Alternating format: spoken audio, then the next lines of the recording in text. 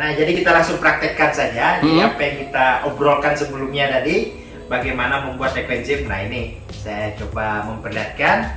Jadi kita katakan tadi bahwa sampah organik kita itu kan bermasalah nih. Ketika dia berakhir di tempat pembuangan akhir sampah, dia akan mengeluarkan gas metan. Nah, ini contohnya buah. Kita makan isinya, kemudian kulitnya itu kita buang, dia menjadi sampah organik. Nah, daripada kita buang, mendingan kita buat ekoenzim, gitu kan. Nah, jadi sini sudah ada nih bahan-bahannya. Sini tadi yang sampah ya, ini akan berakhir di PH, kita manfaatkan jadi pembuatan ekoenzim. Ini sampah organiknya, ini gula merah, ini gula putih. Nah, ini kulit buah semua, Pak, berarti? Ya. Jadi bahan utamanya itu adalah kulit buah atau sayur-sayuran. Nah, jadi biasanya kalau kita buat ekoenzim itu menggunakan kulit buah atau sayur-sayuran dengan komposisi tertentu. Jadi minimal 5 macam dianjurkan. 5 macam kulit buah. Nah, ini gula merahnya, ini air. Nanti campurannya jadi 3 ini saja campurannya. Dan gampang ya. Jadi buahnya kita makan, kulitnya kita buat ekoenzim.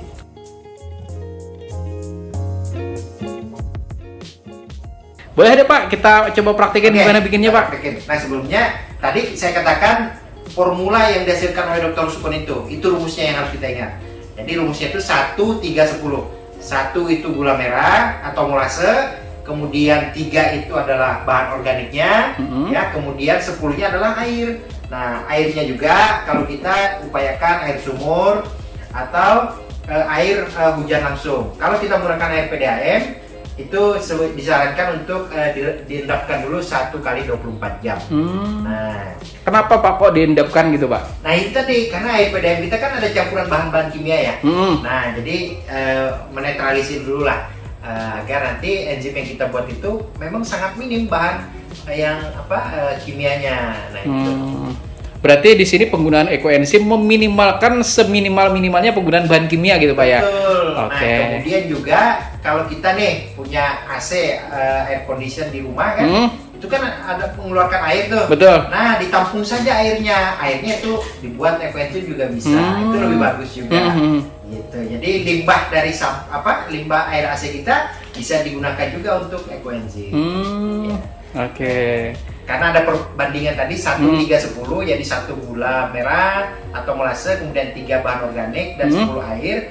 Nah, biasanya kita gunakan timbangan, pengukuran begitu ya. Nah, kita gunakan pengukuran. Jadi contohnya misalnya gini, 100 gram gula merah, kemudian 300 gram bahan organik, dan air putihnya 1 liter. Gitu. Terkadang kan kebanyakan orang mungkin agak bermasalahnya dengan timbangan Pak ya, karena mungkin nggak semua orang juga punya timbangan. Kalau seandainya kita tuh nggak punya timbangan, terus mesti gimana tuh Pak supaya bisa bikin ekoenzim? Makanya itu hebatnya formula dari Dr. Sukon. Dia tidak menyebutkan satuan, tapi perbandingan. Nah, selama perbandingannya tepat, jadi 1 gula, 3 bahan organik dan 10 air itu akan menjadi ekoenzim. Jadi beliau tidak menyebutkan misalkan satuannya kilogram, atau satuannya apa gitu. Nah, itulah memudahkan. Jadi perbandingan tanpa menggunakan bahan timbangan pun juga kita bisa membuatnya. Asal sesuai dengan perbandingan tadi Pak ya. Asal sesuai dengan perbandingan tadi. Nah, rumusnya ini saya kasih contoh misalkan ini kita menggunakan perbandingan ya. Nah, jadi yang pertama kita buat misalkan lipatan dari kertasnya ini. Nah, kertasnya kita ukur dulu ketinggian dari toples kita ya. Toples kita misalkan ini harus ada ruang udara di atasnya, kita isakan ya maksimal 20% lah ya. Nah, kemudian kertas ini kita lipat 4 kali ya. Sehingga ini lipatan pertama. Kemudian lipatan kedua. Lipatan ketiga. Nah, ini lipatan keempat. Itu bukan dilipat tiba-tiba jadi duit, bukan ya Pak? Nah. Oh bukan. Akan jadi ekoenzim nanti. Nah, ini lipatan yang keempat ini menjadi 1 bagian gitu ya. Nanti akan menjadi 16 bagian dari lipatan kita ini. Nah, dari 16 bagian ini nanti lalu kita tuliskan garis-garisnya demikian. Nah, kita buat 10 bagiannya itu adalah air. nanti, kemudian 1 bagian itu adalah gula dan 3 bagian dari bahan organik. Nah, ini jadinya nanti. Jadi tinggal kita tuang saja nanti setinggi bagian ini, itu sudah menjadi campuran dari pembuatan ekoenzim kita. Oke. Gimana? Langsung kita praktekkan Oke, ya? boleh kita Oke. kita pakai. Kita coba, Pak. Jadi ini kita masukkan air dulu yang pertama. Ya, airnya setinggi 10 bagian, ya. Oke. Ini air yang sudah disiapkan sebelumnya. Jadi ini dari bahan air hujan ya, air hujan yang kita ambil langsung. Jadi tanpa melewati tritisan atau talang atap kita. Berarti tampung langsung gitu ya, Pak? Tampung Kasih langsung. ember. Jadi siapkan wadah di halaman rumah kita, ambil air hujannya langsung. Nah ini 10 bagian. Nah ini 10 bagian dari air kita ya, dari air kita. Kemudian ini cukup untuk perbandingannya 10 tadi. Kemudian kita masukkan dulu gula merahnya 1 bagian ya, karena rumusnya tadi 1, 3, 10. 1 gula merah atau molase, 3 bagian sampah organik dan 10 bagian